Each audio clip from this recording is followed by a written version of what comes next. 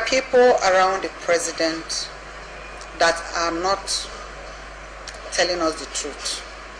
And it has happened for over 90 days. And most Nigerians are worried. There is confusion, there is anxiety, there is tension in the system. We should not shy away from that. That is the truth. The tension got so heightened that at a point, the National Assembly and the Governors Forum saved us from even getting into deeper crisis by making the Vice President acting President. Then suddenly, these people arranged without informing the acting President and brought in the President in the dead of the night, and that caused even more tension in the system. And thereafter went on to do a few things that get people totally disorganized and wondering what is going on. Now I believe that things are normalizing, but a few things still need to happen. We are praying that our president either comes out to talk to us to completely douse the tension, or if he is not in a position to do so, because it's not a crime for anybody to be sick, for people around him to come out and tell us his true state of health, or at least allow the acting president to see him and talk with him. You see, these things are very important because the acting president would now be able to talk to us as ministers and tell us what he discussed with him. Because if we don't get the truth, we will continue to dwell on rumors, and these rumors are creating more problems for us because the stories that are coming up are really very discomforting, and I wouldn't want to repeat some of them. And why are they coming up? Because we don't have information.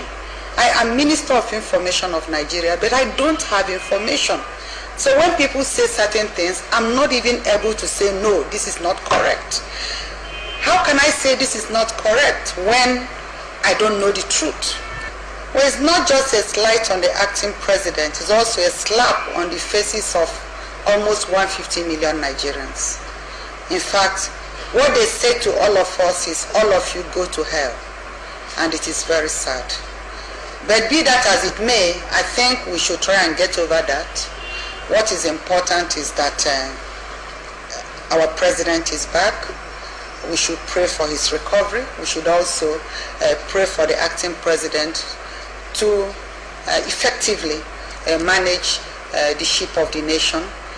And on the other hand, to pray that God gives us the solution to the impending political crisis in the country, because there is political crisis. We shouldn't pretend about it, because we are not yet out of the woods. Because as soon as we hear from our president, or the people around him are able to come out and tell us his true health status, then things will gradually normalize. Even if they have lied for too long, there is nothing wrong with coming out today to say the truth. I don't think we can dwell on lies for life. If you miss your road, you don't have to continue because you've missed your road.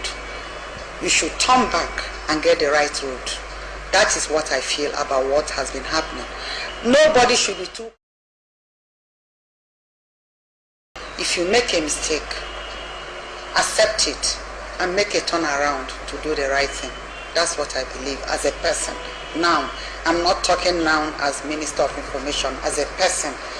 If you know you have done anything wrong or deceived us in one way or the other, it's still early in the day to come out and say, want some people or persons to come out and say, we are sorry about what has happened in the last 90-something days. This was the situation and this is the situation.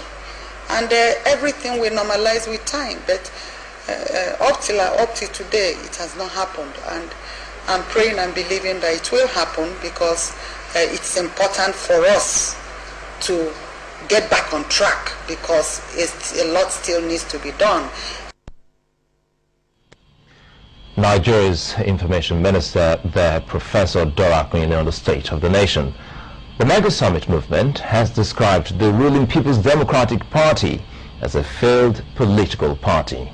The group, in a statement signed by its Director of Publicity, Alhaji Hamisu Santuraki, says the current presidential logjam created by distrust in the presidency has finally exposed the PDP as a very unreliable and weak party. The group goes on to say the PDP, like some other parties in the current democracy, is not a real political party where party supremacy, discipline and internal democracy reigns.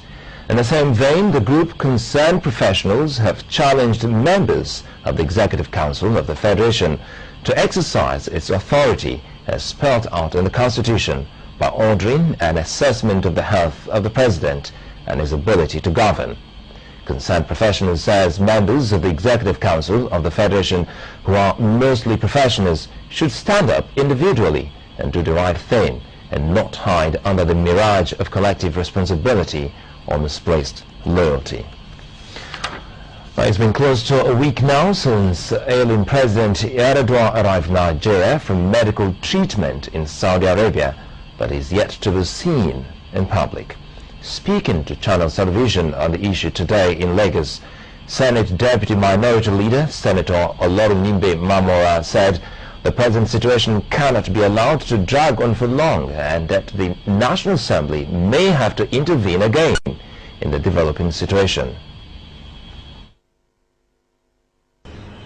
We cannot tell you what we don't know, and what I know is that officially, as it is now, the Senate is not aware that Mr. President is back in the country because there is no communication whatsoever in any form as to that effect. Not even from his aides? We don't have any communication to the best of my knowledge. What about the people that went, what about the ministers that went to Saudi Arabia and came they did not see him. Yes. They did not see Mr. President. So there's no communication to us to that effect and to say that yes, Mr. President is back officially beyond what we just speak in the air. We just want to speak in the news. So, but then one thing I know is that the acting president cannot continue to act till kingdom come. Therefore, I suspect that somehow, somewhere along the line, the Senate or National Assembly